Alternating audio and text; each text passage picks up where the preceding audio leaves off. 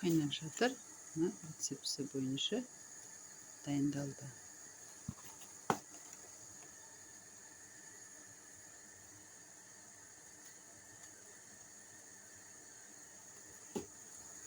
Суымызды қайнатамыз. Түймеде қайнату үшін бірінші қайнаған су керек.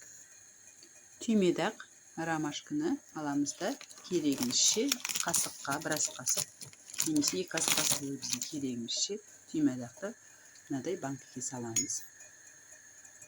Үстіне мынандай қайнап тұрған суды алып құямыз.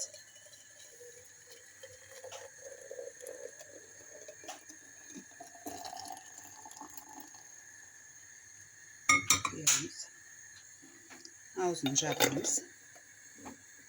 Мындай қайнаған отқа қоямыз. Қайнаған суға қойып, су моншасында қайнатамыз.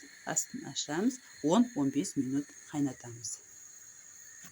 Бұл түймедақ қайнатпасы. Қайнатамыз.